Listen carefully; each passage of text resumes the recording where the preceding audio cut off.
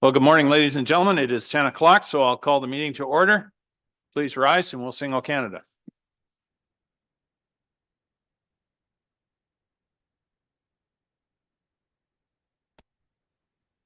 O Canada, our home and native land, true patriot love in all of us command. With glowing hearts we see thee rise, the true north strong and free. From far and wide, O Canada, we stand on guard for thee. God keep our land glorious and free. O Canada, we stand on guard for thee. O Canada, we stand on guard for thee. Madam Clerk, would you take the roll, please?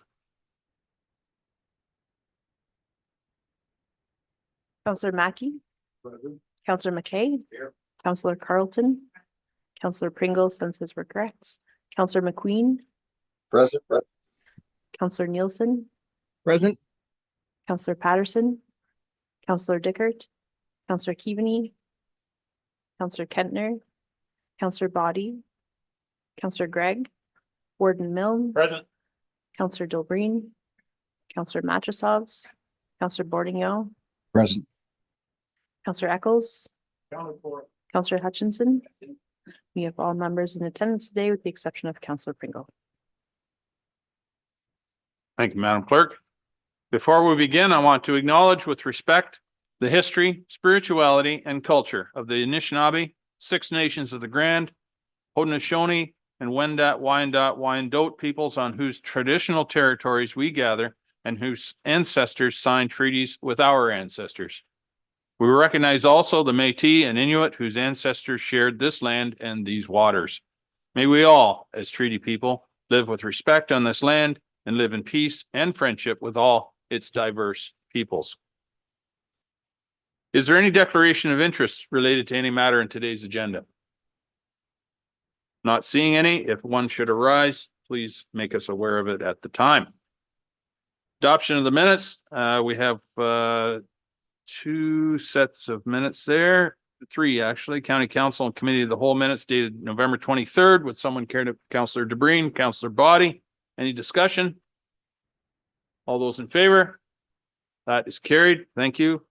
The third set of minutes is the Special Council inaugural minutes dated December 5th. Someone care to move those? Councillor Keaveney, Councillor Hutchison. Any discussion? All those in favor? That is carried. Thank you. We have no closed meeting matters on minutes, no reports, bylaws. There are four bylaws. The first is a bylaw to authorize the disposition of certain lands in the city of Owen Sound as described in Schedule A. Someone care to move those or that bylaw, please? Councillor Carlton, Councillor Dickert. Any discussion? All those in favor? That is carried. Second is a bylaw to authorize the disposition of certain lands in the city of Owen Sound as described in Schedule A. Someone move that, please. Councillor Matrosovs, Councillor Kentner. Discussion? All those in favor? That's carried. The third is a bylaw to authorize the warden and clerk to execute a contribution agreement between the Canada Mortgage and Housing Corporation and the Corporation of the County of Grey through the National Housing Co-Investment Fund. Councillor Debreen, Councillor Hutchison, any discussion? All those in favor? That is carried. Fourth and final bylaw is a bylaw to confirm all actions and proceedings of the council. Someone move that. Councillor Keaveney and Councillor McKay. Any discussion? All those in, did you have a question, Councillor Gregg? Okay. All those in favor? That is carried. All right, thank you. News and celebrations. Anybody have anything they'd like to share this morning? Counselor Carlton. Thank you, Mr. Warden, and good morning, County Council. So my good news starts with a radio program I was listening to on Tuesday morning, where one of our staff members here at the county and her son were on the radio. And it's Kayla Ryer and Cohen. And Cohen apparently was given $1 by his teacher. And he took that $1 and went and bought some markers and started drawing pictures and selling those pictures.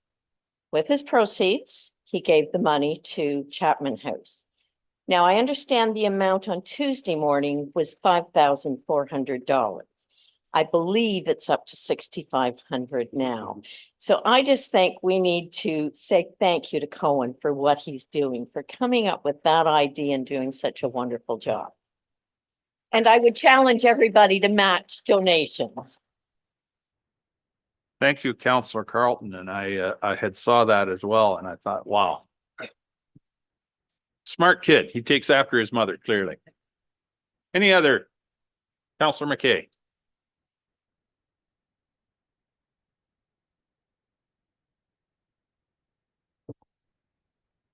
This Saturday in Chatsworth, we're having the Santa Claus Parade, which is starting at 10:30, and then we have activities all day in the village, from cookie sales to things for the kids to do.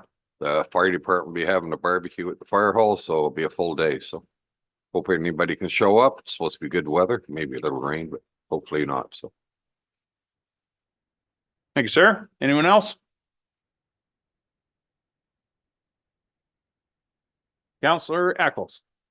Then I'll come back here. Thank you, Mr. Warden, and just a shout out and a thank you to Southgate for the non-motorized parade that they had on Saturday, and being able to participate. Southgate always has a large wagon where visiting elected officials can ride on and wave to the massive crowds twice a year.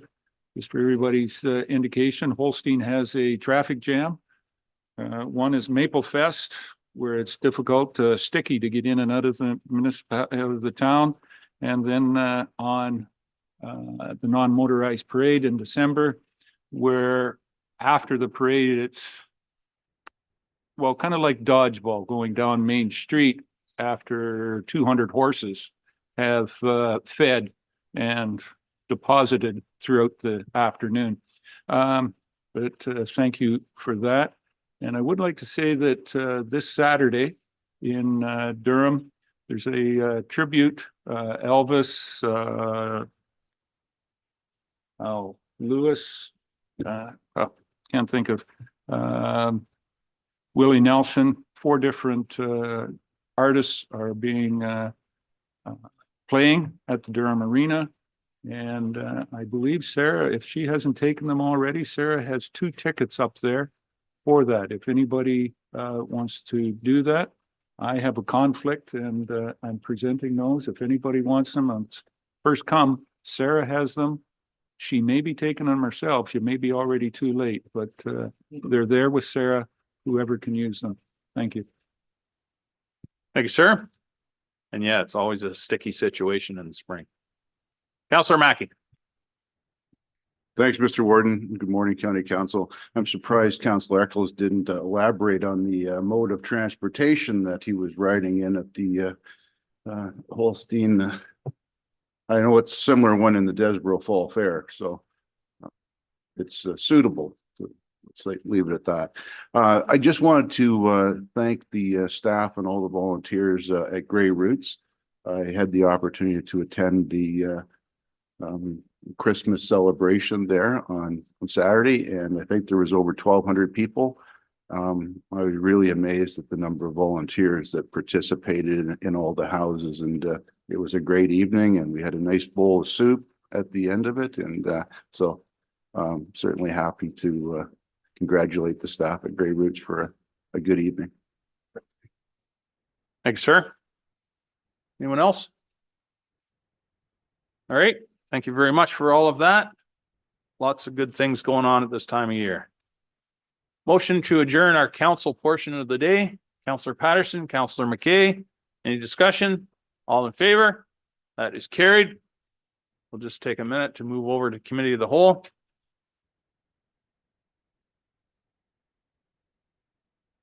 Thank you, Rob. I'll call our committee of the whole meeting to order. Is there any declaration of interest on this agenda? Counselor Patterson.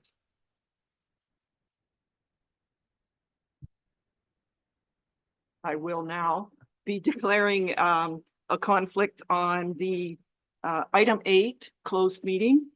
As a representative of the town of Hanover, Hanover has party status at the OPA 11 hearing, and I will not be participating in that item agenda.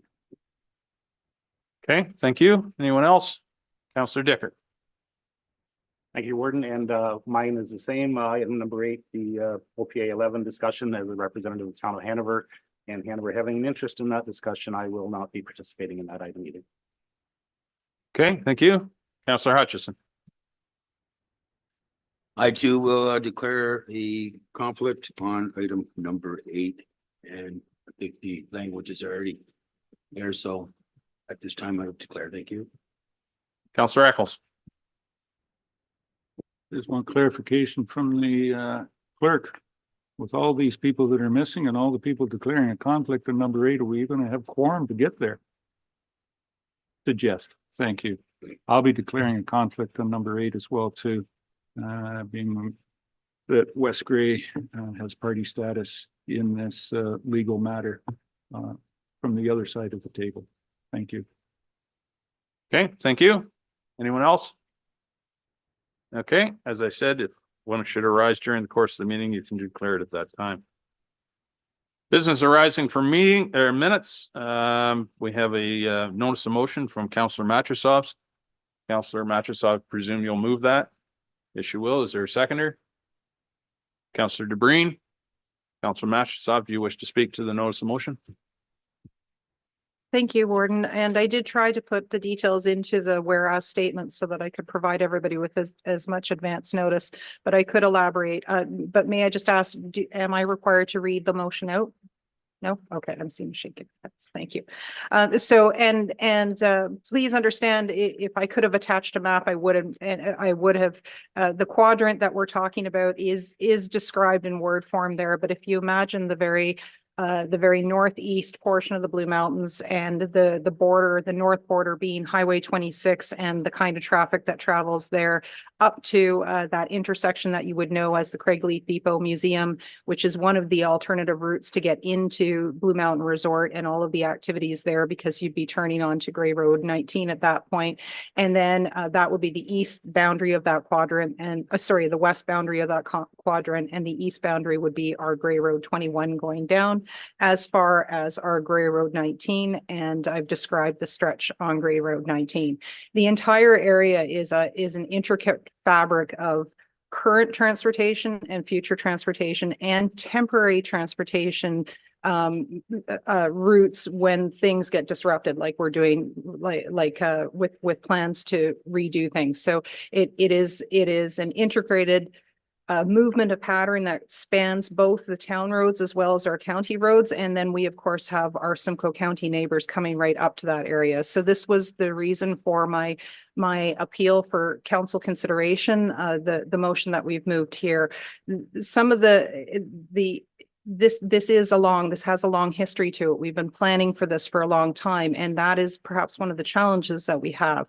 For example, when I talk about in my whereas clause that the current demographics and needs of the area are not what was predicted over a decade ago, it's no fault to anyone. It's just what's changed is a large substantial population known as the Windfall subdivisions, 6 phases of that. When that was built, the idea was that these would be weekend residences, occasional skiers coming up and leaving.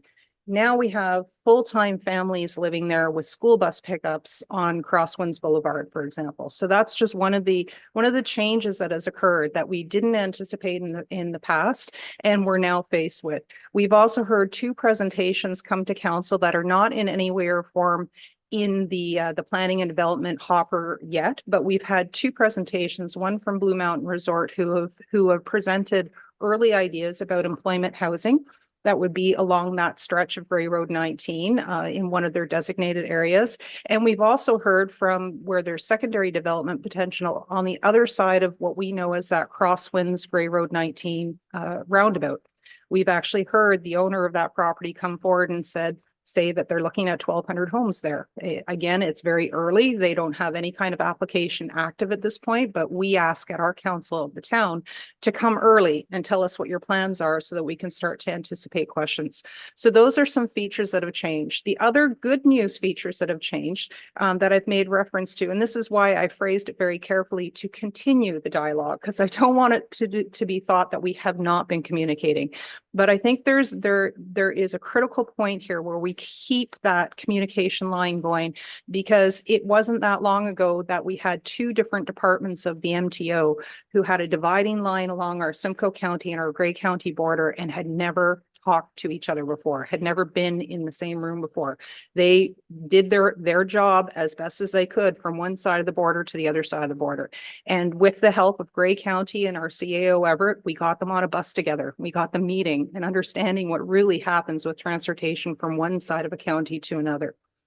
So those kinds of things I would really like to give us room for. The active transportation that I've mentioned as well is because there's been discussion on several things. We did have the warden and the CAO Windgrove were made aware of when Hydro came in and started marking trees to come down for the pathways because of the implications of what we've been working on and talking about with Gray Road 19 at that point.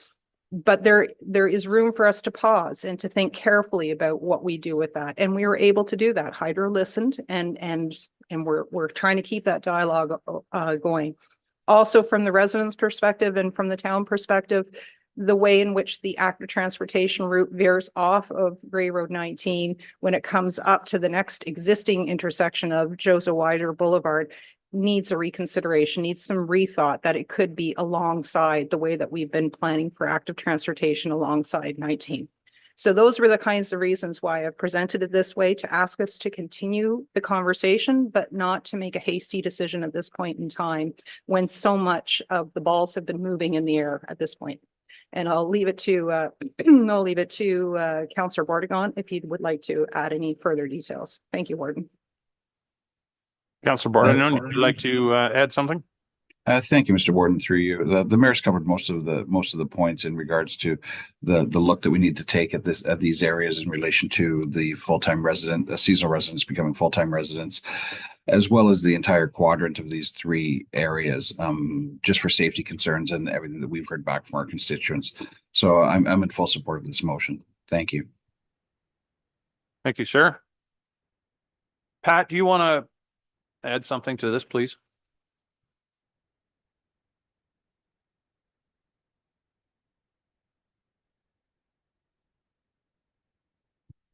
Thank you. Through you, Mr. Ward. I'll try not to rehash a bunch of this stuff because Councilor Matrosoff's kind of got most of it. Anyway, most of the stuff I was going to say, I don't have many new points to bring up. I think it's important to know, as she indicated, this motion just reinforces the engagement work we've been doing. You know, we meet with Town of Blue Mountain staff, MTO and Simcoe regularly. MTO isn't always at our meetings. Like, we meet monthly with Simcoe and Town of Blue Mountains and our consultants. But as the councilors indicated, there is a lot of balls in there, a lot of things changing all the time.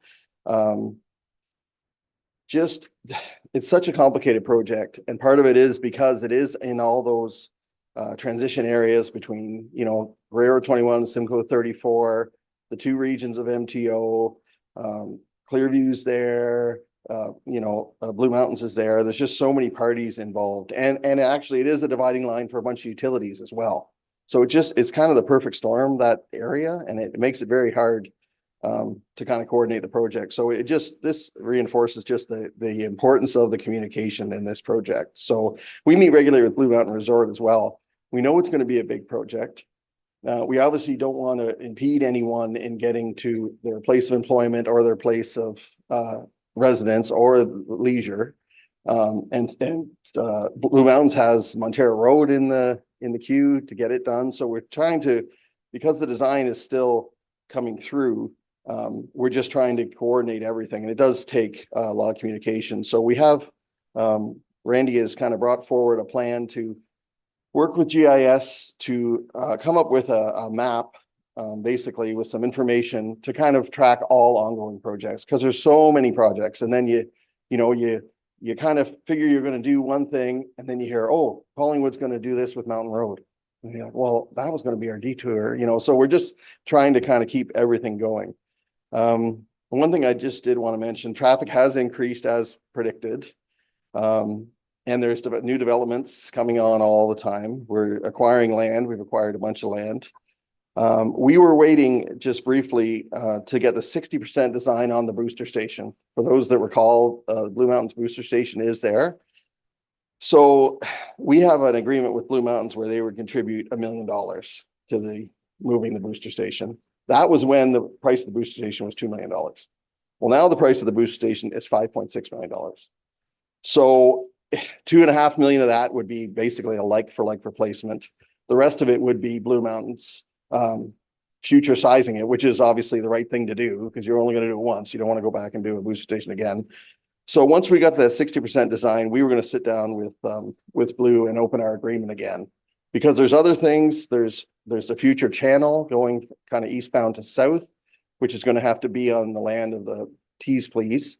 So the county will have to get land for that future facility, which is obviously quite pricey land. Town of Blue Mountains bought it.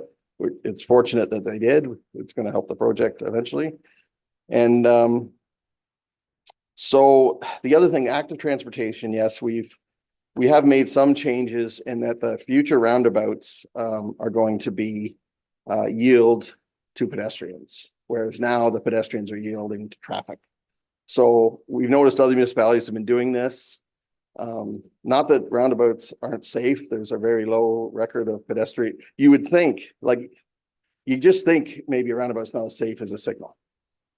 But as far as accidents for pedestrians, there's more at signals. And I don't know if it's because people see a light and think it's safe, or they're on the phone or whatever.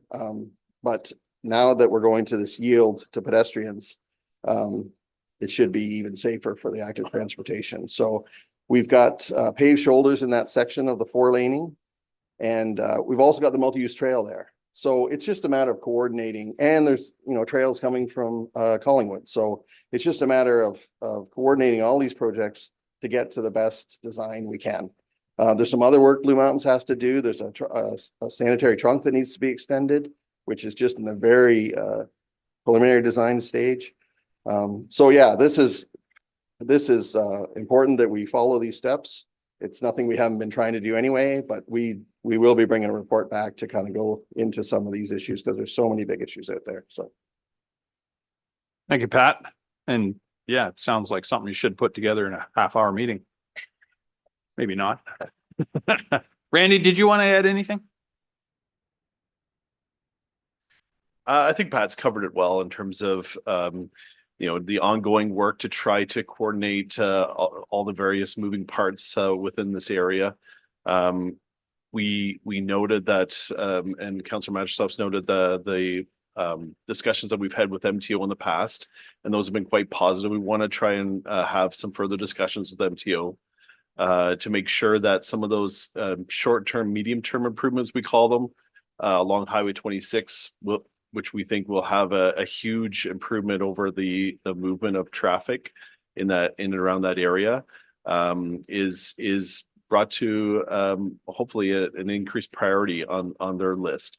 And it's something that we want to continue that dialogue and have those discussions. So we've been having some further discussions with Simcoe County and Grey County about how we can keep that ball moving forward and working together with all those local municipalities, with the Town of the Mountains, Collingwood, Clearview Township, and others in around that area to move forward and try to coordinate all these projects for obviously the movement of not only cars and vehicles, but also the active transportation component, which is absolutely critical for that area. So yeah, so we'll this just reinforces what we're hoping to do and what we plan to do in 2024 and beyond, and to make sure that we're trying to coordinate these projects the best way we can.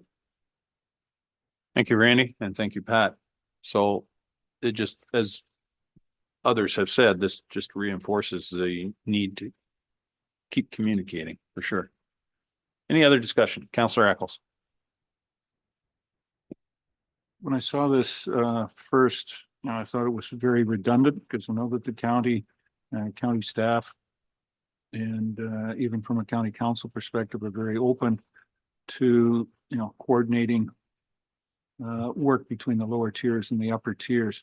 But further to that, the conversation as it's gone today, I think just puts more emphasis and more transparency to that for the town of the Blue Mountains. As I said, I think it is redundant, but it better be said twice and not be said at all. So I'll be supporting the motion. Thank you. Thank you, sir. Anyone else? Councillor Gregg. Just two questions, and I think Pat's already pretty much answered it. But the first question was going to be directed to Director Hoy, and just regarding the impact of the motion on the 2024 capital plans for 19 and 21, if any, as well as when the stakeholders are talking. Is there any discussion about the developing preferences for people west of Meaford? More and more seem to be gravitating to seeking alternatives to the bottleneck, which is the entire town of Blue Mountains through Collingwood area. And more and more so we hear of individuals then traveling 31 over and through Duntroon and fast tracking over to Stayner to avoid it. So just wondering if that greater aspect is also part of the ongoing discussions. Pat, do you want to, or Randy, Randy? I'll try to answer the second question there. Yeah, so we think, and this is part of Pat mentioned this in terms of the GIS and the maps and trying to map some of these projects out, not only from what's required or what's planned from a transportation improvement perspective, but also the developments that are happening in and around that area. And we've identified two areas. One is the Craigleith area, which is identified in this motion, and the other area is beyond that area, because there's key connections and traffic contributors, so to speak, that go into this area that we also need to coordinate and make sure that those transportation projects are working together as well.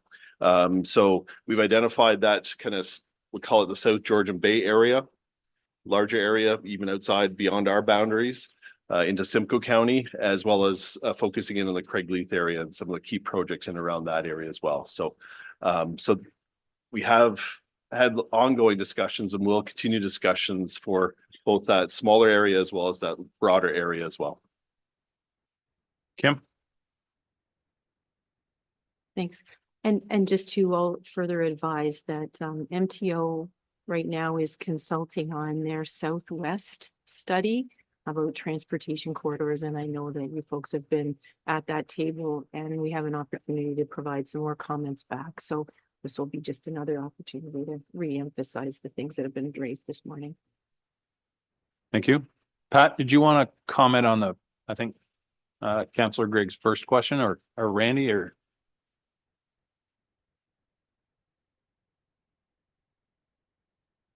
Yeah, right now, we have it covered in the capital that basically the utilities, most of the money for this year is for utilities.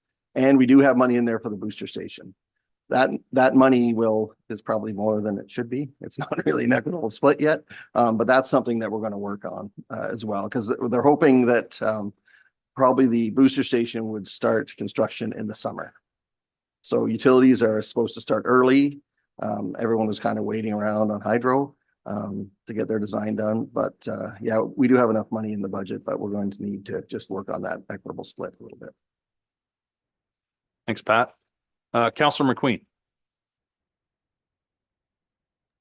Thank you, Mr. Warden. Just following up the second part of Councillor Gregg's comments about other alternative avenues around the Highway 26, and then maybe those that don't know yet, but good news that the old Simcoe County Road 91 is going to remain open. That was a major concern around a lot of us with regards to if that corridor was to be closed, then that would be real detrimental to the backside of Grey County, because a lot of people do come up through that corridor that feed into the back of Blue Mountains and the back of Beeford through Grey Road 2, Grey Road 13. And so I think that's something that we, over the years, we have had meetings or delegations with MTO is to continue to examine other corridors, and there's only so many that come up the escarpment that fall from Simcoe County into Grey County as well. So again, that corridor is going to remain open and maybe will be built on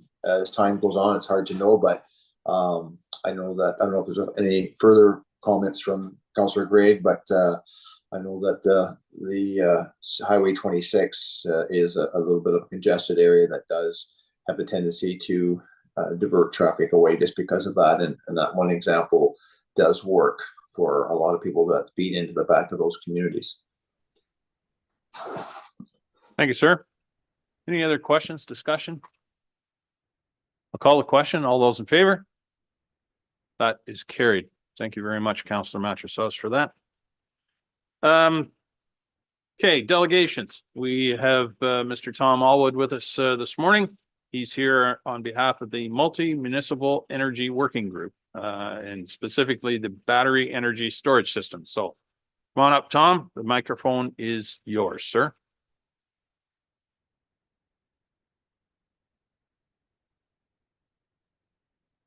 All right, there we go. Thank you. Good morning, Warden, County Councilors, staff, and the viewing public. My name is Tom Allwood. I'm a councillor from the municipality of Grey Highlands and the current chair of the Multiple Municipal Energy Working Group. Thank you for the opportunity to delegate to you today and share some of the work and concerns we have regarding battery energy storage systems. Next slide, please.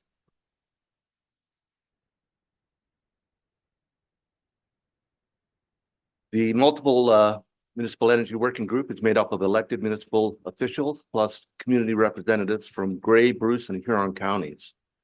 The working group originally focused on industrial wind turbines, but given the independent electrical system operator's requirement that any new electricity generation be available on demand and for a minimum of 4 hours, storage becomes part of the process with renewables. Next slide. We all recognize there is a requirement to increase our grid supply. The IESO's latest RFP process includes 6,200 megawatts of battery energy storage systems. Is this an issue for Grey County? Well, there's been activity recently in Southgate. We have a 100 megawatt BESS project proposed on 15 acres of land that is currently being farmed 300 meters from this building. This is one of many BESS projects being proposed that, as the ISO has identified in their December 11th press release, form the, and I quote, storage fleet that will be complemented by their next round of non-emitting electricity generation procurement that targets 5,000 megawatts of generation, including new wind, solar, hydro, and bioenergy, and renewed, upgraded, and expanded facilities. Next slide, please. So the RFP process, basically the proponent proposes to build and operate a facility, specifies the size and location, and Hydro confirms that grid capacity is available. As part of this RFP process, the proponent will be required to obtain a municipal support resolution. Municipalities will be asked to make very substantive decisions with very little information. Next slide, please. Operating experience suggests caution. BESS facilities present a significant fire risk that may require an emergency response well beyond a rural fire department's capability.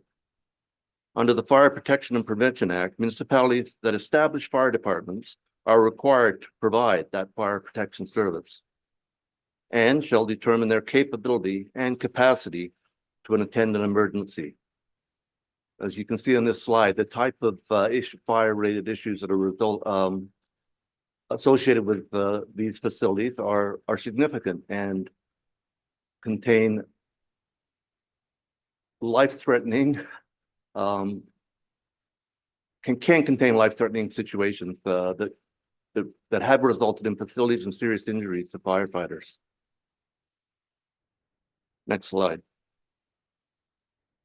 Again, there's an emergency response required. These fires are significant. In Australia, a fire at one of these type of facilities took 150 firefighters 4 days to get under control. Copious amount of water is required. The technology in these systems is often proprietary, and the ways, the training and technical guidelines that a fire department should have in place to be able to deal with an emergency at one of these facilities are not yet in place. In Southern California, our best fire required a 400-meter evacuation zone and an 800-meter shelter indoor zone. Next slide, please. Hydro One is concerned enough about it that they have drafted a best fire protection risk and assessment standard for their infrastructure. And this is just their infrastructure. Next slide, please. Again, municipal support resolutions include responsibilities to evaluate projects. There is a risk management issue. Joint and several liability needs to be considered. Municipalities need to fully understand the best risks, the impact on municipal services, and decommissioning requirements. The contracts with the IESO do not specify, as is the case with wind turbines also, any decommissioning requirements. Next slide, please. Here are some of the concerns and setbacks primarily concerned with fire risks that are included in the Hydro One standards to protect their infrastructure.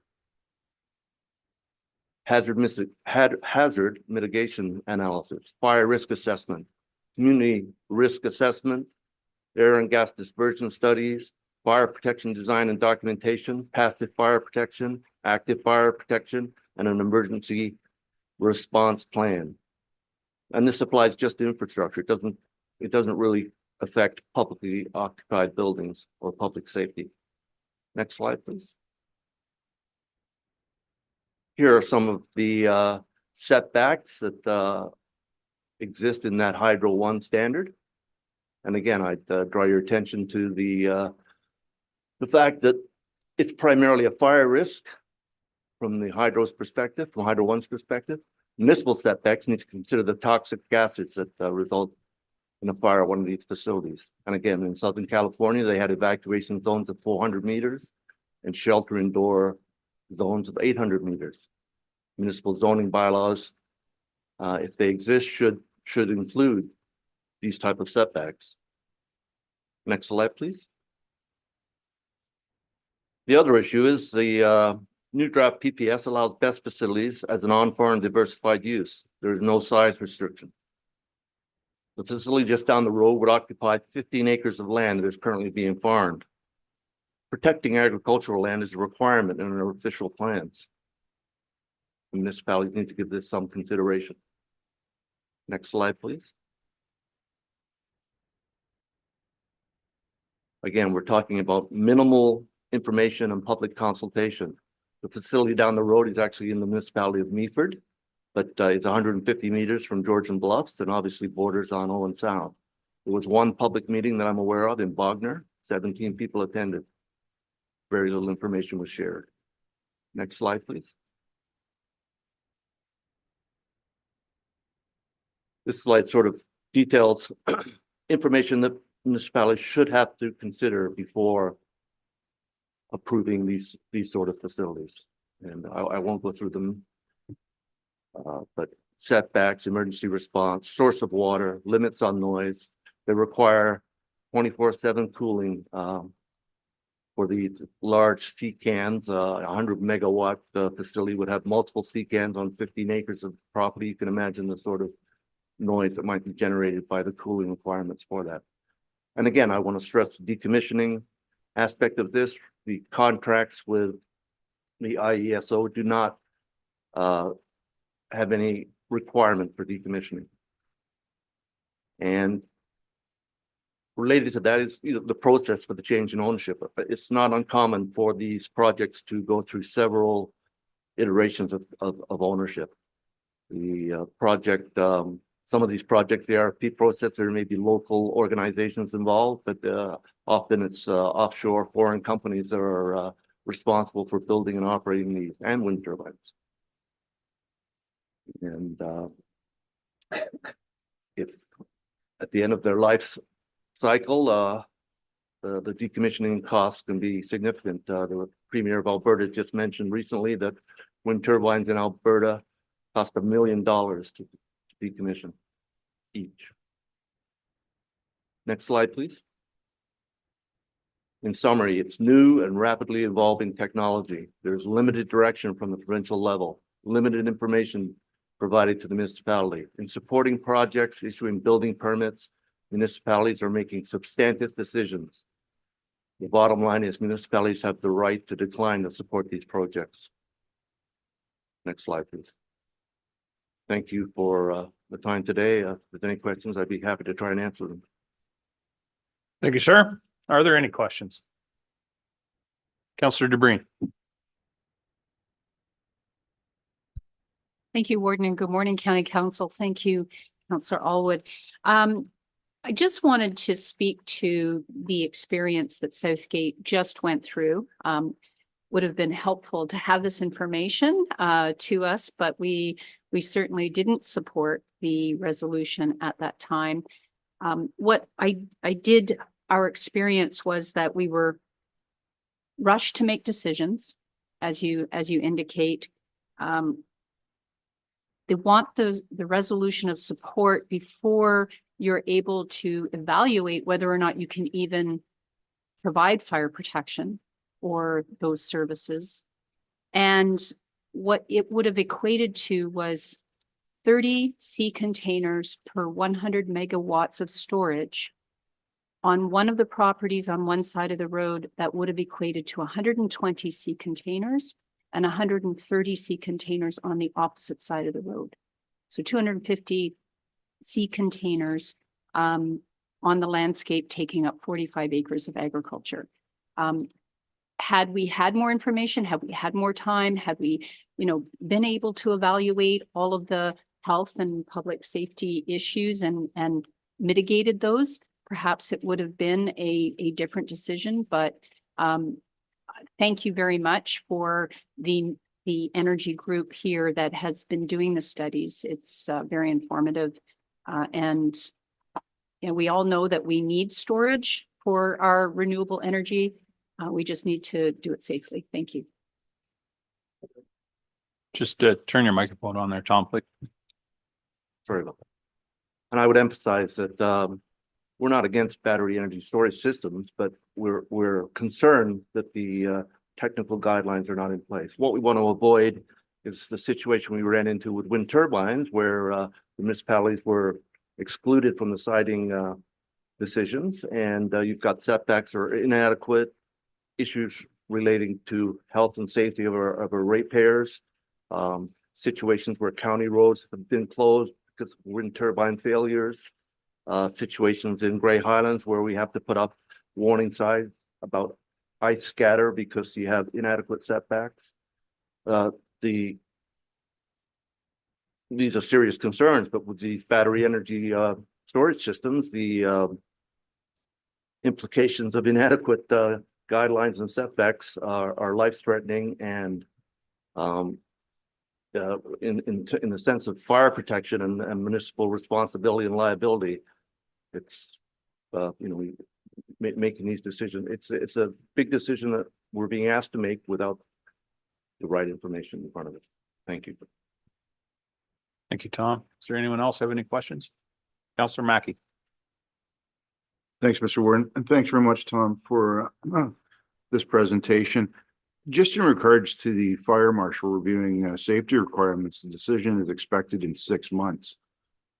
I guess I find it hard to believe that we would consider giving support when the fire marshal hasn't even provided us with the proper setback. So that is one concern that I certainly have. The other is, you mentioned a property 300 meters from here that borders on other municipalities.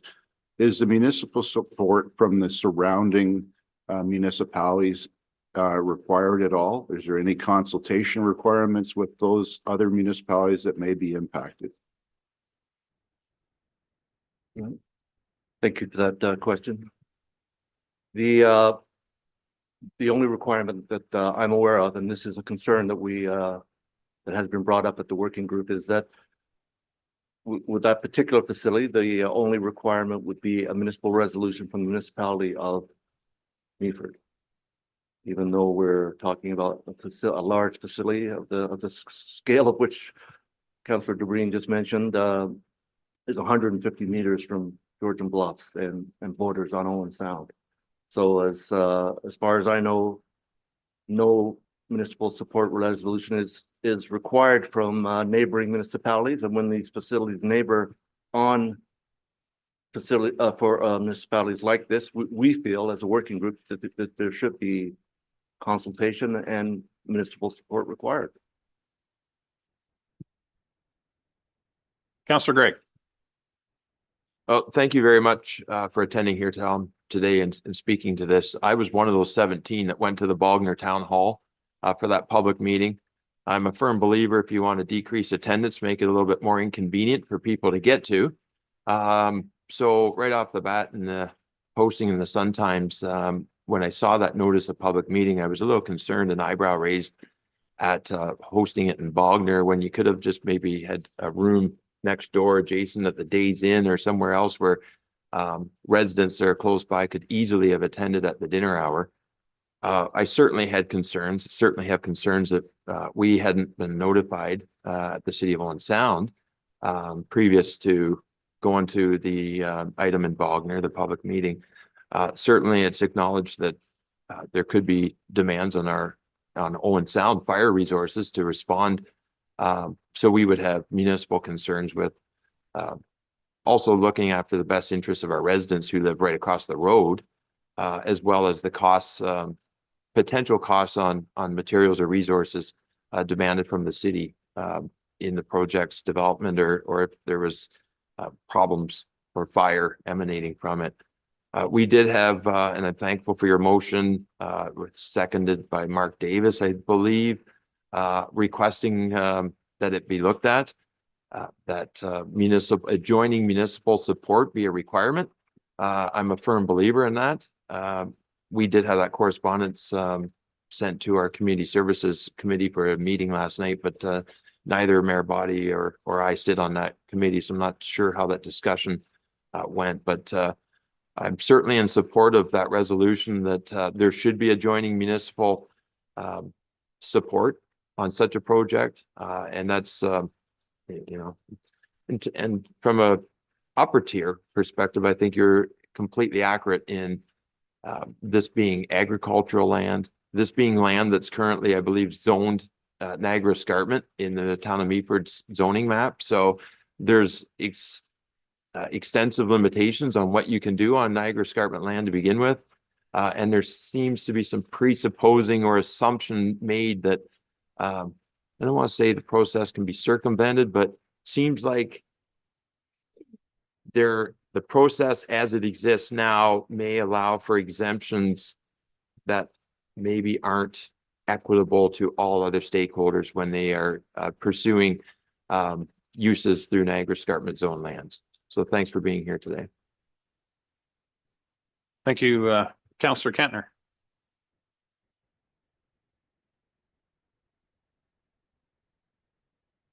That's right. Yeah. Thank you, Warden. I'd like to clarify that it's our understanding in Meaford that the Niagara Escarpment Commission has no ability to forestall an energy development of this kind. We were rushed into an agreement, or at least a support letter. And I would say part of this resolves around the fact that everybody knows there's been tremendous opposition to the pump storage project. And most of the people who are part of that opposition are advocating battery storage as the miracle, solution to pump storage and our power shortage. So we had virtually no information about the fire or noxious gases. And so I'm just going to ask you, fellow councillor, if you will work with our municipality to help us find out more information on this, on the dangers involved in this. Thank you.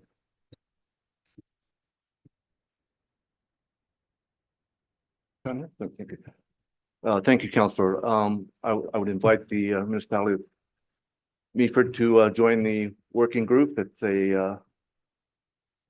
we have access to professional engineers that consult with us. We meet bi-monthly virtually. There's a lot of good information that's available in the minutes that are distributed to the member municipalities. A lot of which is well beyond my pay grade, but is very technical in nature, but it is available, and I would invite any of our great county municipalities to join that working group, and we need to work on this collectively, I suppose. Councillor Body.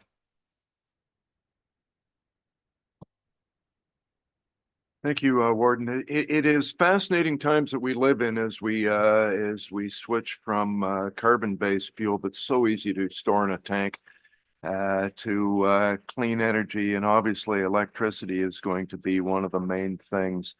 The more I look at it, I'm not convinced that batteries are going to be the answer. They're not clean to process. There is fire issues, although also within 300 meters of here, we have a company that's building great big battery packs for mining equipment, and they own their own battery packs. They lease them out to the company that runs them, and they monitor them from here or Collingwood. And if the temperatures change just a little bit, they're ahead of them ever going to fire. They did have one that went to fire and caused a lot of damage, as you can imagine, with the toxic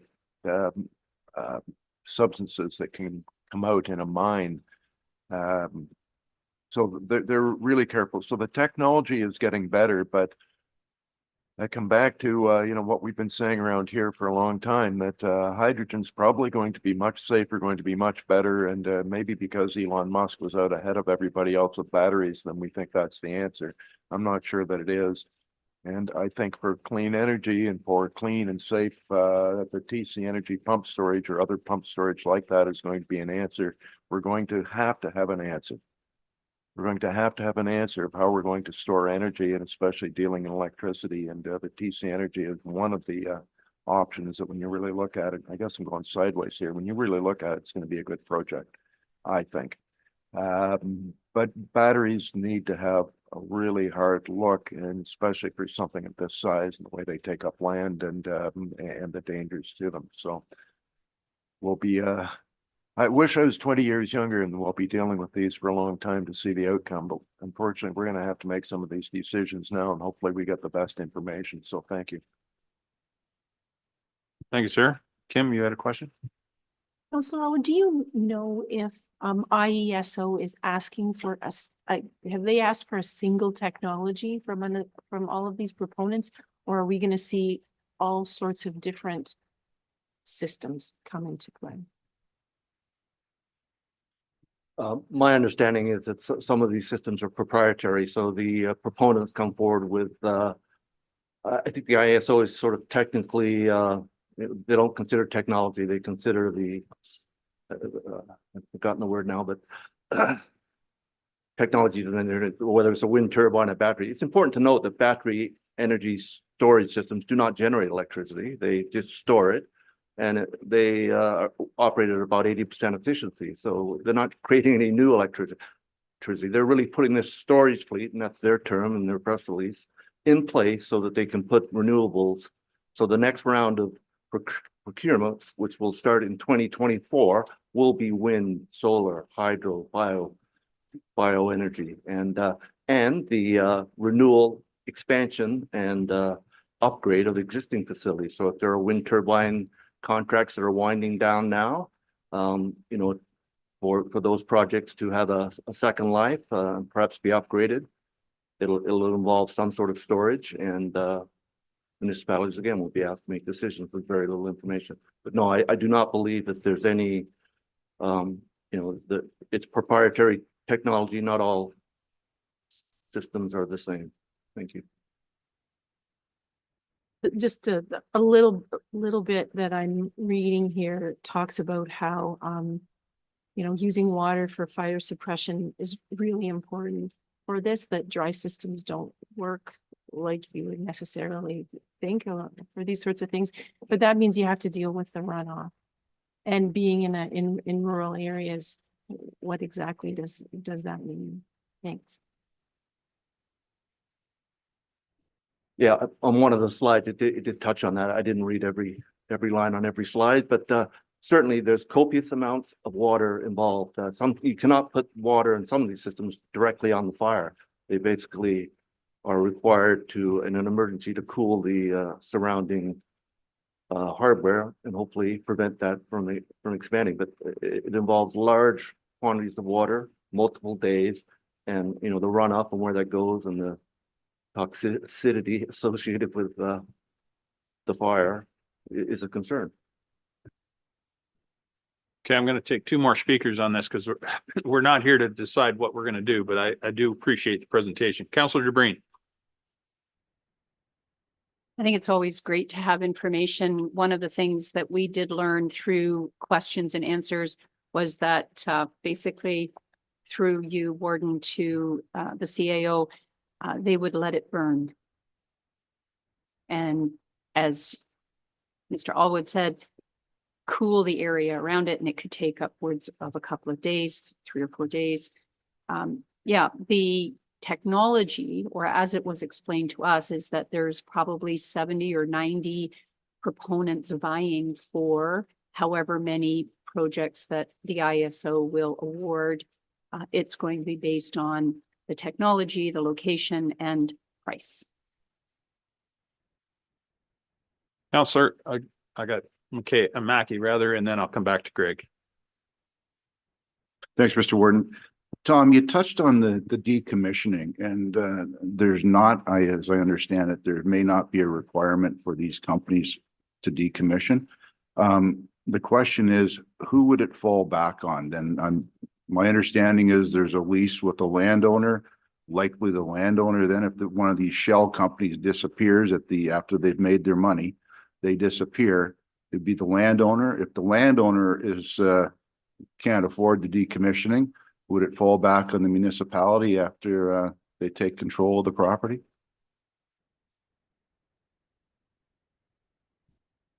Thank you for that question.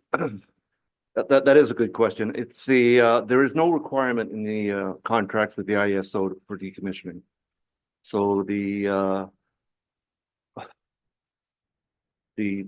I guess if they don't own the land and they're leasing it, then the landowner could be, could be responsible, but ultimately my concern from a municipal perspective is that, if the municipality has signed a municipal support resolution, and given the joint and several liability issues the municipalities face, we could be 1% responsible and 100% responsible for 100% of the costs. So, that is something that municipalities should be considering when they're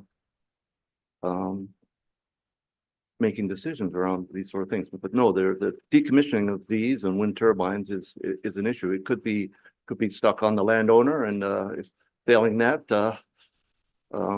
perhaps fall back on municipal government. Okay, Councillor Gray. And just before placing a motion on the floor, I just want to hear from staff, their insight on the reasonableness of reporting back to council, perhaps because it is ISO. Is there any role that we can play in terms of providing input any previous experience that staff can speak to, because I think there's certainly a lot of legitimate concerns have been expressed. There's a massive carbon cost in the construction of such materials and resources, and there is a massive carbon cost in deconstructing these same battery assets. So I would place a motion for reporting back, because I don't think we want to make a quick decision today, and we would benefit from staff reporting back with some concerns if they see that there's an avenue that we can provide comment or comment, well, to the can play a role in the process as it is right now. Well, I know it's still an hour to lunch, but I'm going to ask Scott if he has any comments. Thank you, Mr. Warden, and thank you for your question, Councillor Gregg, and for your presentation to the delegate. Yeah, staff are still looking into these matters, and we've been chatting with other counties and municipalities across the province. We're thinking about it, of course, from a public health and safety perspective, similar to what we've heard here this morning, and also service delivery. Also thinking about how it aligns with our current planning policy, as well as some of the directives in our climate change action plan. So if it's appropriate to suggest back to council, perhaps staff could prepare a follow-up report with some further information on these projects, on the IESO process. My understanding, very, very cursory, is that the RFP is out now. The contracts would potentially be awarded in May of 2024, but we don't get into those permitting requirements with respect to zoning or official plans until into 2024, into 2025. So it's a confusing process at this stage, but hopefully we could put together a report and shed some more light, and then council can see if further direction needs to be taken at that time, if it's appropriate. Okay, is that or Councillor Gregg? If I could just formalize that then into a reporting back in the form of a motion, I'll place that on the floor right now. Okay, is there a seconder for that motion? Councillor Mackey? Any further discussion? Councillor DeBreen? Through you, Mr. Warden. My understanding is that the RFP closed December 12th, or they had to have their municipal resolutions of support by December 12th. So that window has passed. My biggest concern is that we were all rushed to make decisions without adequate information. I think at the very least, the presentation that you have presented to us should be circulated to all municipalities. I'm not sure, just so that they're aware of what they may have entered into. And perhaps if that project is awarded to their particular site, they'll be in a better position, with the report that their planning department might bring on how to best serve their municipality once it becomes the site plan stage, or zoning, or all of those other things that are going to be required, and set to work on how they're going to service, or who's going to service best any fire calls. I'm in that relationship. I support the resolution to get more information and to share that information as widely as we can. Councillor Eccles? Thank you, Mr. Warden. And through you to the mover of the motion, what information are we looking for here? And to the point, my question really is it IESO, and we're referencing, Tom, you've referenced many times that a lot of this goes back to wind turbines and everything like that. And that's, I believe, where this multiple municipal group has worked. At that time, the wind turbine thing, it wasn't as much about the municipalities and or IESO. It was on the provincial government that was pushing this. So I'm just struggling. Are we knocking, which doors are we going to be knocking on to get the information? Is this from the provincial government? Because when the wind turbine, and from a municipality that went to the arbitration board 4 times with a wind turbine project, I guess, where are we going for the information, or which doors are we knocking on, or which information are we looking for here?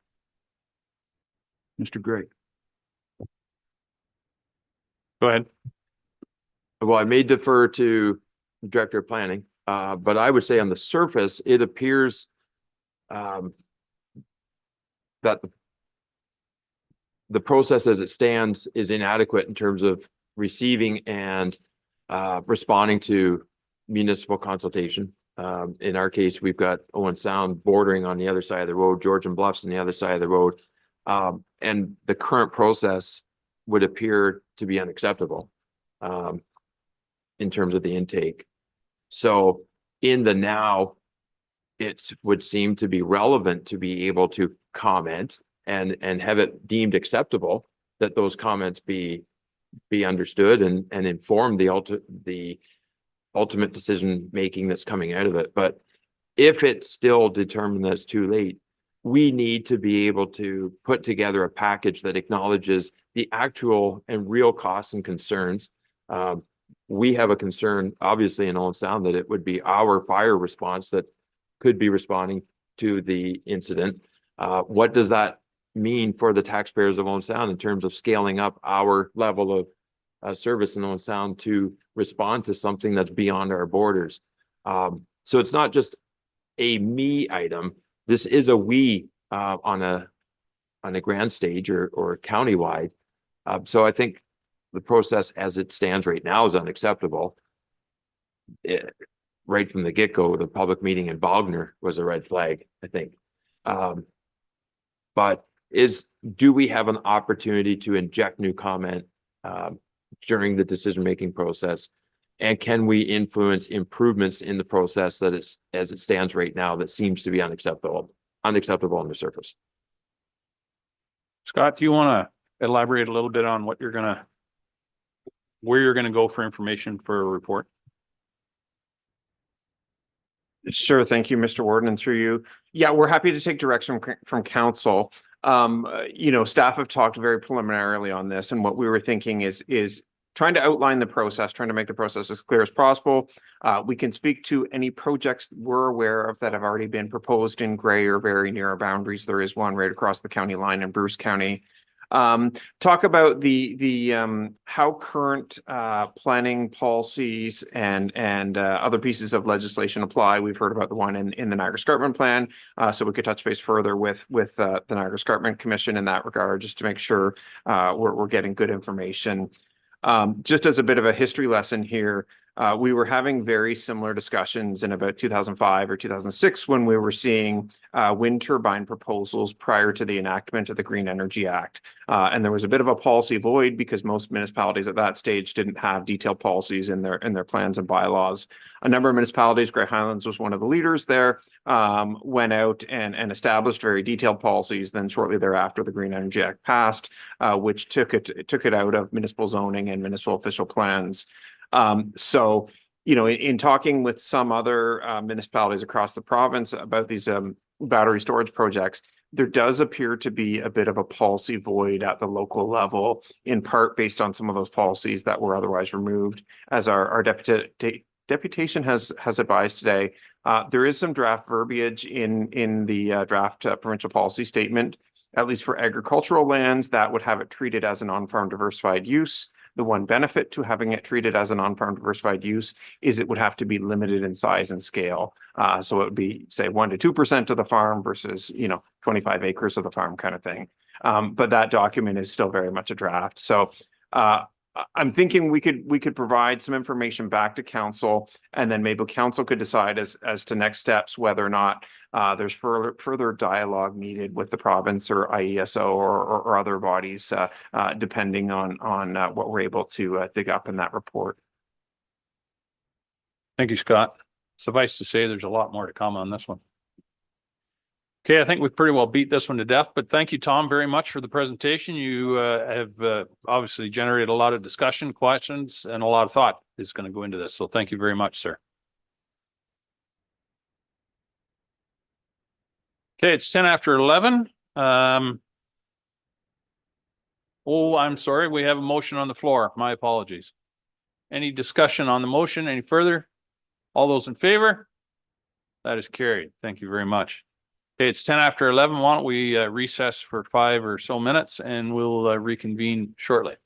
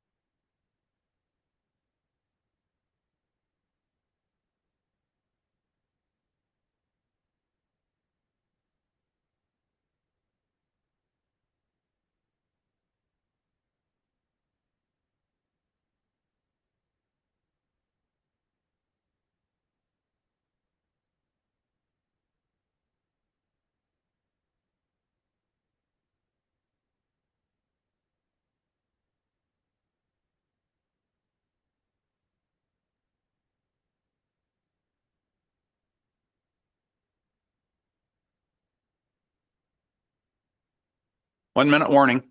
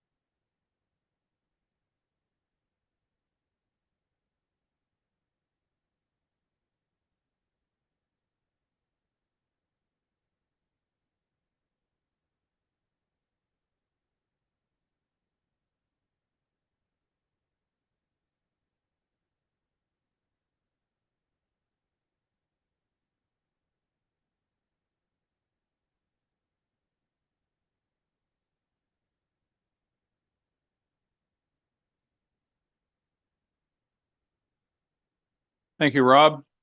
We'll bring the meeting back to order. I think we have quorum. We have everybody online that was there. Counselor Nielsen's roaring to go. That's good. And Peter as well. Yeah. All right, consent agenda. Are there any items on there that anyone would like removed for more discussion? Not seeing any, I'll ask if there's a motion to receive the items on the consent agenda. Counselor Hutchison, Counselor Mattrasovs. All those in favor? That is carried. Thank you very much. Items for direction and discussion. We have an item from the CAO, terms of reference, Budget and Finance Committee. And Kim and Tara will be speaking to this one. Kim is going to start. Kim. Thank you, Mr. Warden. Good morning, Council. So this report is further to the discussion that we had at our most recent budget deliberations meeting. And you kindly were in support of considering the creation of a Budget and Finance Committee to start in the new year. As we discussed earlier, with the increasing complexity and size of Grey County's operating and capital budgets, there are many benefits to establishing a smaller subcommittee that can work alongside staff throughout the year and make recommendations on the development of the Grey County budget, financial policies and reports, asset management policies, service levels that underpin our resource allocations, etc.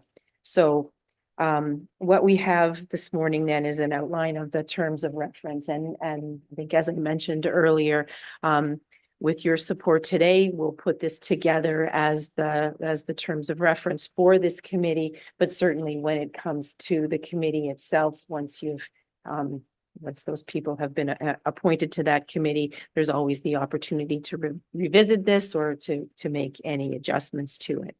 But overall, the objective of a finance and budget committee would be to assist, advise, and make recommendations to council regarding the fulfillment of council's oversight responsibility relative to financial reporting, key financial policies, and asset management. So we would, I think, expect via this terms of reference that the committee would review reports with significant financial focus, such as, the annual development charges revenue report. If there was a DC background study, our investment revenue report, before it would come to council, the tax policies that come every year, and so those discussions could take place at that table. I think there's also an opportunity to review the quarterly financial reports and take a look at those, and we can answer any questions or discuss any variances there. I think the other more really significant activity that we have this year is the implementation of multi-year operating. And I think it's really important that we have your input in that, so that when we develop that first multi-year operating budget, there's a really clear understanding of how that was done, and how we continue to carry spending forecasts into those out years. What are some of the assumptions that underpin those as we budget for future years? So that's really the structure of this. We had proposed that the membership of the committee would be, what did we say here, Tara? Four counselors and the warden. There's nothing magical about that. I think right now we've had three counselors put their names forward to be considered. If you would like to adjust that number, certainly that will take that advice. I think the only caveat is the more people that you have, the more challenging it is to schedule the meetings, but we can deal with that. For this first year, we're suggesting that the first meeting should start in March. And then from there, as it's noted in the report, May, June, July, September, October, November. And again, that would be subject to the change in the chair of the committee's direction, but that's what I would suggest the commitment for this would be for 2024. Okay, thank you, Kim. Any question? Oh, I need a mover and seconders. Councillor Carlton and Councillor McKay. Thank you. Any questions? Councillor Mackey. Thanks, Mr. Warden. I do believe this is an important committee and it will certainly help us at budget time. Some of the heavy lifting gets done throughout the year. I'm just wondering which members of council have put their name forward, and if we're short one, I would certainly be willing to put my name forward if none of my other colleagues are willing to. Thanks. Well, we're actually going to get to that. The next report will indicate the members. So just, yeah, I appreciate the sentiments there, but we'll get to that just in a couple minutes here. No. Any other questions on the report in front of us? Councillor Eccles.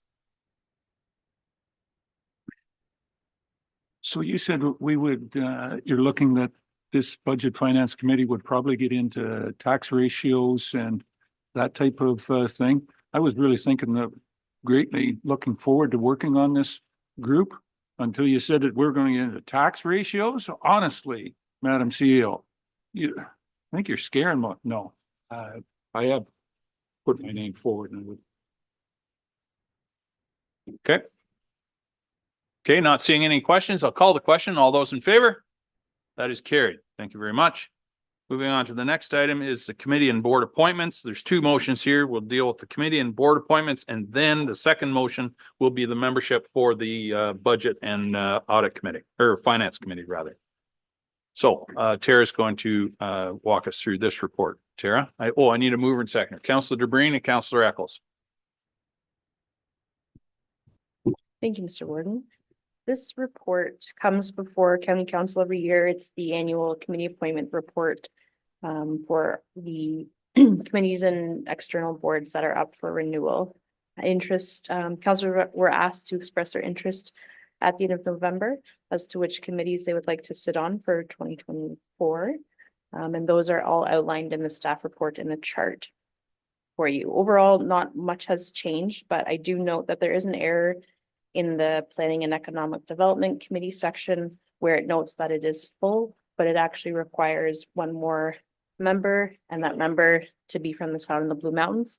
So Councillor Matrasovs has expressed interest in sitting on that committee. So with the endorsement of the motion, with the addition of Councillor Matrasovs, staff will move forward with scheduling those committee meetings for 2024 and formalize those appointments. Thank you, Tara. Are there any questions? Seeing none, I'll call a question. All those in favor? That is carried. Thank you very much. And the following motion is, as I indicated, regarding the Budget and Finance Committee membership. I need a mover and a seconder. Councillor Dickert and Councillor Matrasovs. Thank you. Tara? The councillors that have expressed interest in the Budget and Finance Committee to date have been Councillors Gregg, Nielsen, Eccles, and then Councillor Mackey this morning. So the mover and seconders okay with that being a friendly amendment. I think you can move forward with the appointment or make any additions or move to a vote should you see fit. Okay, thank you, Tara. As she indicated, we have a full slate there now, unless somebody else feels strongly, we could have an election. Okay, Not seeing any. I'll call the question. All those in favor? That is carried. Thank you very much. Thank you, Tara. Moving on to the next report regarding the land acknowledgement policy review. Mover and seconder, please. Councillor Keaveney, Councillor Hutchison, and Tara will be taking that one as well. Tara. So in 2021, in February, Grey County endorsed a land acknowledgement policy, which contains the wording to be used in a land acknowledgement as well as the conditions under which it will be used. The purpose of the land acknowledgement is to demonstrate the recognition and respect for Indigenous peoples and their contributions they have made to our communities. It also shows commitment to the Truth and Reconciliation calls to action.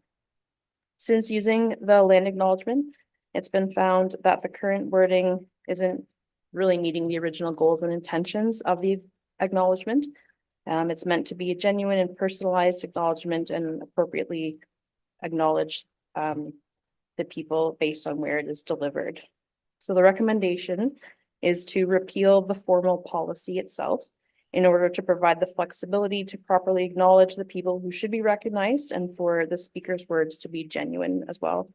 So an education session is planned to be scheduled for the January 11th Committee of the Whole meeting as an in-camera discussion around best practices for land acknowledgements for council and staff. And the member of the Indigenous Advisory Circle, one of their members, Robin Stadelbauer, will be facilitating that discussion at the meeting. Grey County does intend to continue using a land acknowledgement, but is proposing to move forward in a way that's less restrictive and will just help meet the original intentions and goals of the land acknowledgement. Thank you, Tara. And I appreciate this report coming forward. As much as I try to make it respectful as I read that, it has become just repetitive. And I know we can do better. And so we'll work through this and we will make it better. Councillor DeBreen. Thank you, Warden, and through you. I guess my question is, why does the policy need to be repealed if we're going to continue to use the land acknowledgement that currently is in place while we are evaluating how we are going to move forward? Would it, by repealing the policy, does that mean, what does that mean? And why wouldn't we just give direction to move forward to reevaluate and then bring back a new policy? Tara? Certainly that is an option that we can go should council see fit. The thinking was that the policy is very prescriptive in the situations and the circumstances where land acknowledgement is read.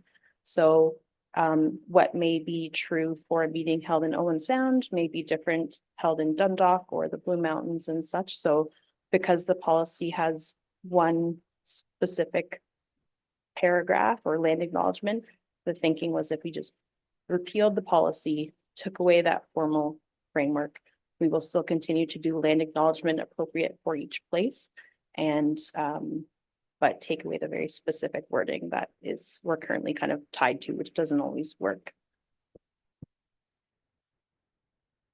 Thank you. And through you, Southgate does have its own land acknowledgement. Grey Highlands has their land acknowledgement. Is it a potential or is it a possibility, sorry, that the clerks in their clerk meetings, I know that the clerks meet on a regular basis, that we perhaps have a more coordinated effort or share the findings and learnings with that January session? We're certainly happy to pass on any information to the clerks when you try to get together a few times a year. And we will, I'm sure, learn a lot from Robin at the session in January to share as well. Any other questions? Call the question. All those in favor? That is carried. Thank you, Tara.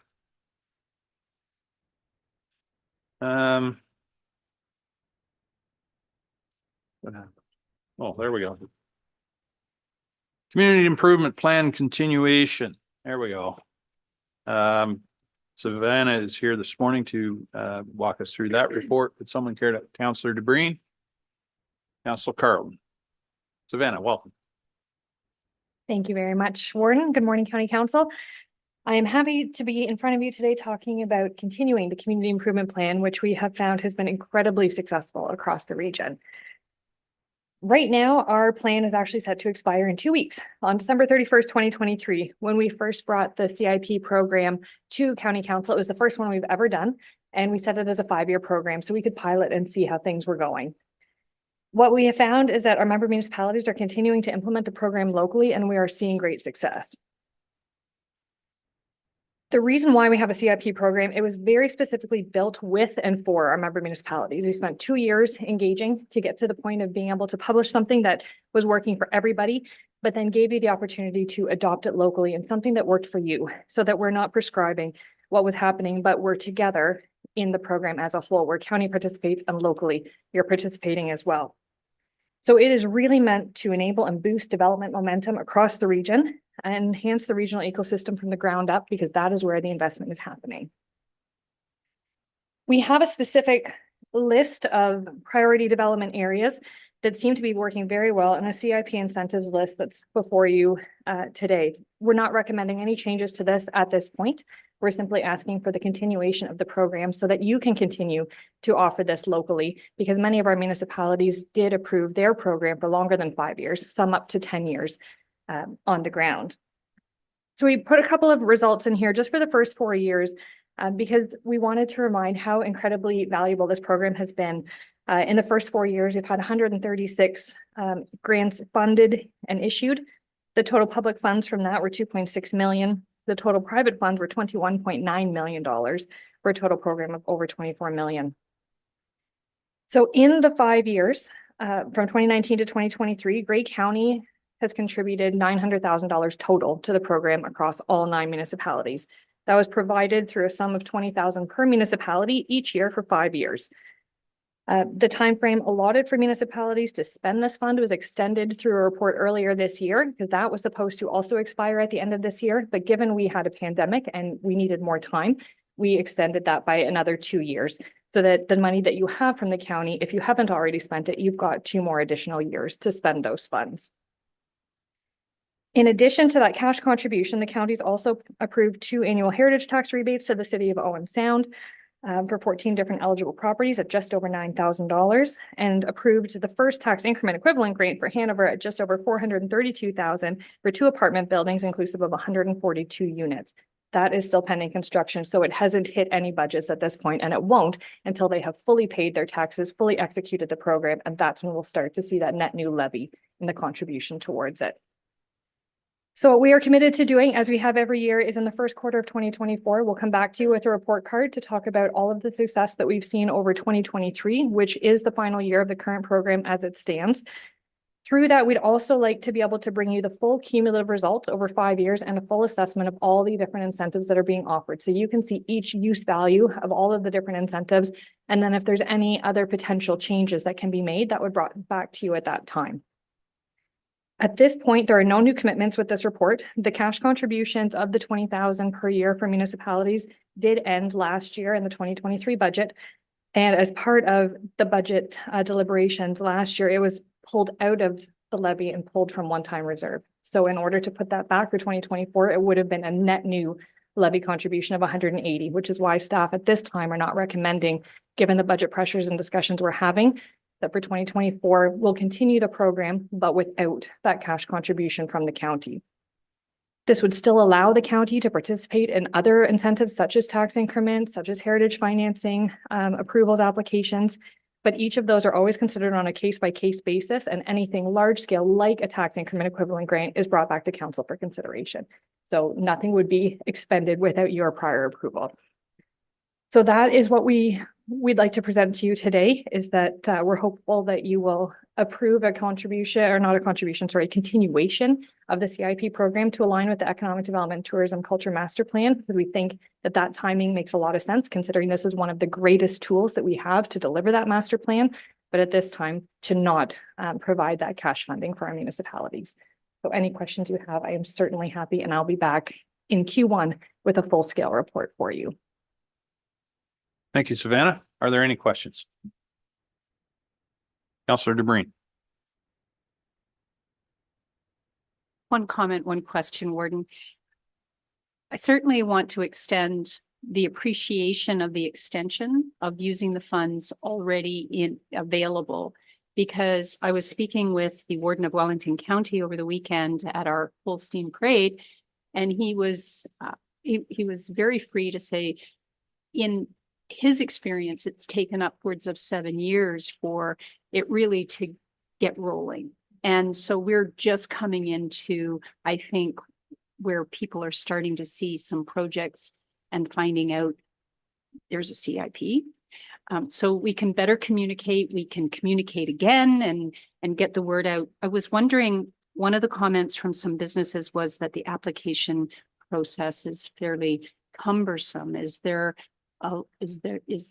EDO across the county looking at maybe simplifying that application process, making it a little bit more reader friendly? Thank you. Through you, Mr. Warden. That is a great question. And the application processes are very different across the county. So that is something that you have control over locally. We don't prescribe any kind of program offering or application or any of that, even the approvals. The only thing that gets approved by this county is the tax increment equivalent grant and then the heritage tax rebate, which was done through a bylaw a couple of years ago. Other than that, you have full control. So I know Hanover is an example that we've used because I think you're down to 2 pages of application and it has been very helpful. So that is something that our EDO working group is sharing and we're talking about. We've had 2 meetings so far to specifically talk about the CIP and lots of ideas for how we continue to improve it as we move ahead. So we'll be doing that again in the new year. Thank you, Savannah. Any other questions?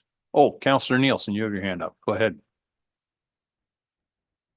Thank you very much, Warden Milne. A comment and then perhaps a question following up.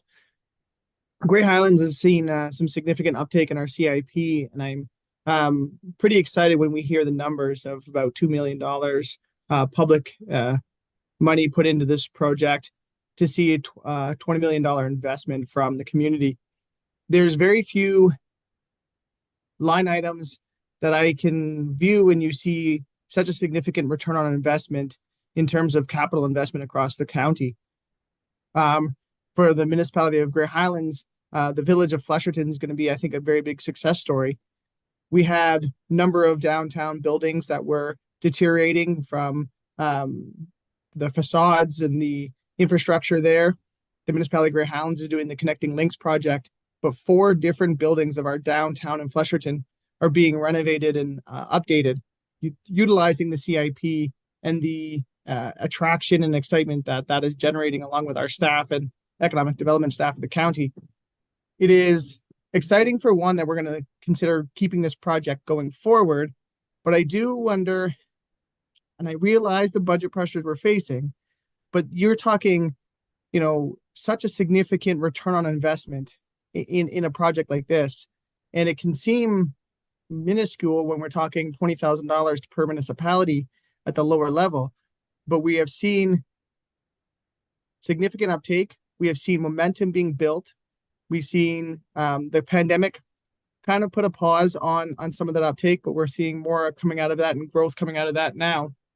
So I do almost, I guess, a question to my fellow counselors, and I apologize I'm not there in person to view everybody's body language at this comment, but whether or not there's an appetite to continue this investment. I realize that it would mean an impact to the levy, but again, I would stress that you're seeing a small line item with such a significant return on investment. So I hope there's an appetite. Tomorrow we continue our budget discussions and deliberations, and I hope that if I try to bring this forward tomorrow, that there might be some appetite for it.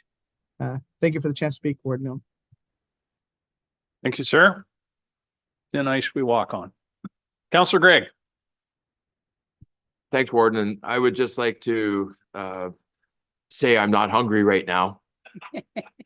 But it is lunchtime.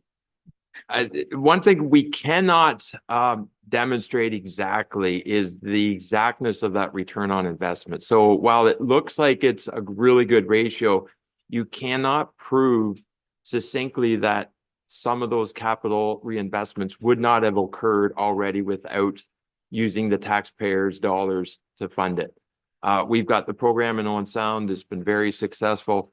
But there are shortfalls to the program, and that includes utilizing taxpayers' dollars for personal benefit on property upgrades or facade upgrades, and then enhancing the value of that asset, and then, you know, flipping it back onto the market. So there, you know, there's some great numbers that have been presented by Savannah in the returns, but at the same time, some of these properties we speak of, if you are a commercial real estate investor, then it's incumbent upon you to reinvest with your dollars. And we're under tremendous financial pressures here, and they're not going to go away tomorrow. They'll be still with us next year. So it's not enhancing the program with funds at this level is not something I could support. Thanks. Thank you, Councillor Gregg. Councillor Bordignon, you have a point to make. Yeah, thank you, Mr. Warden, through you. I do agree with Councillor Gregg, even though the community improvement program, the CIP is a very important program. I think at the municipal level, we're doing a lot at TBM at our own level, hyper local, where we can see, and, you know, to Councillor Gregg's point about real estate investors and this and that, we know what businesses or what entities are using it, and we have our own CIP. So contributing extra money to this when we have such budget pressures at the regional level at this time, I would probably just take a pause myself. So I just wanted to make that point. Thank you, Mr. Warden. Thank you, sir. And just to be clear, we're not asking for any more money today. We're just, I think that it was a shot across the bow for tomorrow, if I could paraphrase a little bit from Councillor Nielsen, but nonetheless, something to think about. Councillor McQueen. Just to follow up with what Deputy Mayor Nielsen, Councillor Nielsen was saying, take a drive through Flesherton, and you'll see the difference of what it has. It talks about, you know, Councillor Gregg said about the real test to it, but the real test is looking at how those buildings were improved. And it's really changed the look of that small money that was invested in that small town of Flesherton. And I will say that, you know, you can put money into a business, and then if the business survives or fails, it's gone. But if you put it into the building itself, it's there for the look of the town and also for the value and everything else. So I know we have a tough budget year, but there's a retaining value there that it's seed money that makes things happen. And again, take a drive through Flesherton, because you will see quite a change to some of the onset of the buildings that were there. Probably don't look at the full facade of the road improvements, because they're not quite done. They've been finishing up through this weather, but certainly it's worth the drive. And again, I echo Councillor Nielsen's comments. Yeah, it's worth the drive from anywhere, as they say. Councillor Patterson. Thank you, Warden. And I just want to put it out there. I'm in the Councillor Nielsen's camp. And I want to thank Savannah for all the work with this CIP program. It has benefited across Grey County, all of our municipalities. I do have a bit of concern about pausing it. Personal experience, when initiatives and programs are paused, it's like starting over again. The momentum is building now. We can keep it going. But I will offer, if we do find some savings tomorrow, maybe we don't need the full 100% in the first year. Maybe we could go 90,000, which wouldn't be such an impact on the net levy. Thank you. Thank you, Sue. Good point. Okay, any further questions on the report? I'll call the question. All those in favor? That is carried. And be here tomorrow. You don't want to miss it. All right, moving on to the next report. It is regarding surplus public lands for housing. Liz Buckton, our senior planner, is here to present that report. Do I have a mover, please, and a seconder? Councillor Body, Councillor Carl. Thank you. Liz, welcome.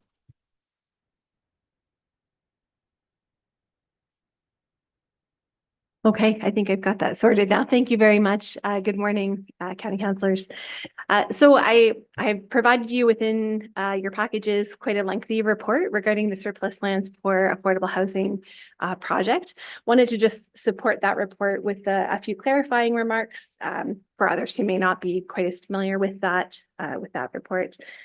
So the surplus lands for affordable housing project was proposed as a broader initiative or project following a successful RFP and affordable housing build process that the county engaged in back in 2018, 2019 in Durham. And that project, I think, provided a bit of a proof of concept that public lands could be made available for affordable housing, that we could navigate agreements and bring such projects to fruition. In that case, the project was supported through $900,000 of provincial affordable housing funding, as well as a nominal transfer of the lands by the county, together with a development charges grant for the affordable component of that development. I think in a way that project was thought of as perhaps a bit of a model for the go forward in looking at surplus lands. However, as happens, we have learned additional information, I guess, around that process as we've moved forward investigating. And what we've learned is that not all sites would necessarily be as straightforward as that particular site. Some sites would, in fact, have some significant site preparation costs that would be associated with them, as we have discovered with one of the pilot sites that we've been investigating in Markdale most recently. Costs have dramatically changed, I think, as well, for the performance of affordable builds and other builds since that time as well. We do also understand, looking at programs that are being established other places, as well as some of the research and advocacy work that is going on around affordable housing, that there would be potentially other options beyond disposal or disposition of the lands that we could be looking at for these lands as well. And I think generally just kind of we've embraced the idea that all the sites are different. And so a one size fits all approach may not necessarily be the way forward here. Next slide, please. Thank you. So since that 2019 build, we have been further investigating how those lands might be used towards our local affordable housing need. And additional data availability since the census has really helped us kind of understand what the nature of that need looks like and the price points that might be associated with that.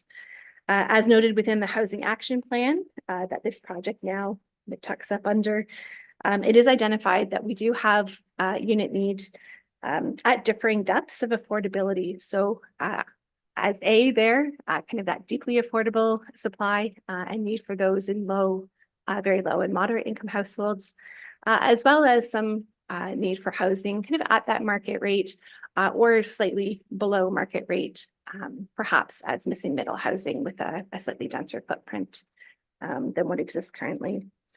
Based on cost factors, we do expect that a curated strategic approach and likely stacking of tools and incentives will be required to realize any significant supply of that type A affordable housing, because there really just isn't there's not a profit business case, a profit-driven business case to be made for those units. So we'll have to look at facilitating those in a slightly different way. Next slide, please. Within the report, we have identified that there are a range of potential options available to us when looking at public owned lands. And so staff have at this time made a recommendation that we move forward with additional research and investigation around options 2 to 4 shown here on the slide. So that would be investigating further around the sale and granting of surplus lands for affordable housing purposes, the potential long-term lease of lands for affordable housing purposes, the sale or lease of public lands for market rate housing or for other purposes with reinvestment back into the coffers for affordable housing projects. So I wanted to highlight here that endorsement today doesn't commit to us proceeding on the basis of these options, but it would commit more so to the idea that we would be doing that further investigation around the circumstances where each of these options might make the most sense for a particular parcel of land. Next slide, please. So within the report, we do recommend that investment and use of public lands should be considered strategically, and that's due to opportunity cost, right? So if we use a parcel of land for a certain use, it's no longer available for those other uses that we might like to make of it. And I think prioritization, and I've identified a few of the guiding questions that we've been asking and provided some commentary around within the report. We really think that it would kind of look at what is that site suited for, sorry, tongue twister there, and really try to identify kind of a best use of a particular parcel of land. So it's not a one size fits all approach.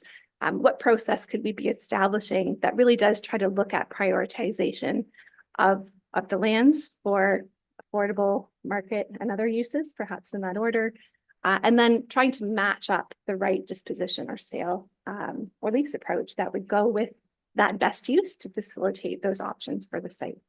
Next slide, please. And so not so great on these slides, but in the, I think we will provide the slides to you afterwards. Sorry about the size there. But I think generally what we've been thinking about is a process that would involve, identification of a site and screening of that site, really determining what we know about that site, identifying the screening criteria that we've already pulled together that looks at what site might have potential for affordable housing, what site might have potential for CMHC or other upper level of government funding. And then, getting together with the local players, if it's county-owned site, perhaps we're together with the local municipality and other partners that might help us determine that definition of success or that best use for those particular lands in their context. And so within the report, we have identified 2 pilot sites that we've been looking at. And I'll speak now a little bit just about the Durham site within the report as an example for this process. So within the report, we identified that this site does have the potential for development alongside the long-term care home that's being developed in Durham. So with this site, we have 20 acres of land that could be put to some other use. And I think really, if we're looking at that definition of success in that context, this 20 acres could be used in support of that long-term care project or I guess tagging on to opportunities that might exist alongside that project. So in looking at those lands, our definition of success might be something along the lines of senior supportive housing, perhaps potential sale of a portion of those lands to reinvest into looking at the old long-term care home and bringing that into housing use, looking at staffing and employee housing related to that long-term care use, and any supportive retail, for example, that might be necessary in close proximity or where there could be synergies alongside of that. And so, I think if we were looking at doing that definition of success, we would meet with the partners relevant around that idea and around that definition of success for that site. And then we'd be looking to preparation of that site with that best use in mind. So if there is an opportunity for partnership and we know that there's a nonprofit partner, for example, existing in the community looking to partner around development of housing there, we would then look at the site offering approach that would match up best with that potential use. And in talking with economic development, I think where we'd like to get to is that we would have a definition of success around a site before going out to a disposition process. And we would also have a really good understanding of what we collectively bring to the table for that potential site to really inform those negotiations around what's possible. And so that might be, that we're bringing in CIP grants that could be available. Maybe it's the TEAG that would build onto that to help with their financing, development charge waivers, that kind of thing. And really looking to kind of develop a menu of options of what we can offer as we're asking for what we would like so that we can be negotiating and trying to kind of realize that best use for those lands. Next slide, please. So we do, as noted in the report, we do recommend further investigations of those options 2 and 4 of how we might dispose of the lands. And in terms of a further work plan, I think what we're really thinking that would look like is some additional nonprofit and market industry outreach, really understanding kind of what their needs and sensitivities might be for an offering of public lands, what level of site preparation is required for them to respond to an offering, what terms are a deal breaker that we need to look at something alternate to, and really just get a sense of where those potential partners are and what they might need through this process. The other piece, I think, we'll look a little bit further at data analysis. So affordable housing need, deficit, pricing, and really kind of trying to quantify that public land supply and pull out that listing of what land is really available. And then having some internal conversations around those differing types of offerings and what really the advantages or strategic benefits of one approach versus another might be for a particular site, and the nature of agreements and partnership models that are suited. And there's a lot of available information out about those different types of partnership models. And so that work will involve wading through some of that information. And then that, I think the additional item there, and it was great timing with the manager report about CIPs on the agenda right beforehand. One of the things that I'd like to look at through that further work is what benefit might there be to having a county community improvement plan. So we right now are providing funding to the lower tier CIPs. We're not a prescribed county to have our own community improvement plan at upper tier level. But I do understand in speaking with some of our neighbors at a staff level, there is interest in what that tool could potentially provide. And I think in the case of surplus lands, providing us with an alternate means of transfer of lands that might be below rate or negotiated to meet that best use for a site, that could be an opportunity driven through a county CIP. So we'll do some research around that and would plan to come back with a report summarizing all of those items and really identifying kind of that process that we would like to pursue around some of those early sites that we've started to investigate. So I'll leave it there. I'm happy to address any questions that might be around the table. But if there is support, we would be looking forward to a report back to council next year. Thank you, Liz. Are there any questions? Not seeing any. I'll call. Oh, Councillor Mackey. Thanks, Mr. Warden. Thanks, Liz, very much for your report. Just wondering what the feds and the province are doing in regards to offering up any of their surplus lands, and how are we coordinating that effort with them? I mean, a lot of these initiatives, I think a lot of us believe are responsibilities of the feds and the province. So where are they at the table? Oh, wonderful. Thank you very much. Through you, Mr. Warden. So I think there are offerings available, and I know both the federal and provincial governments have been looking at developing listings or portals, identifying those lands that they may have available or surplus. I wouldn't necessarily say that we are coordinated in that offering at this point in time.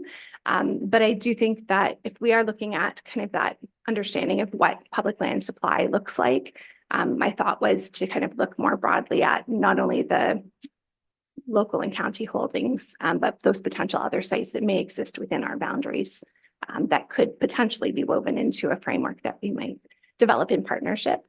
I think there's a fair amount of work there in determining what actually exists and what would be available on terms that would be suitable for affordable housing projects locally. More to come. Thank you for that, Liz. Any other questions? I'll call the question. All those in favor? That is carried. Thank you very much. Thank you, Liz. Okay, we now have a closed session, and the motion reads that the Committee of the Whole now does now go into closed session pursuant to Section 239 of the Municipal Act 2001 as amended to discuss litigation or potential litigation, including matters before administrative tribunals, more specifically Official Plan Amendment 11 Appeals Update. I know the four councillors have indicated an interest in this matter, so they'll be leaving.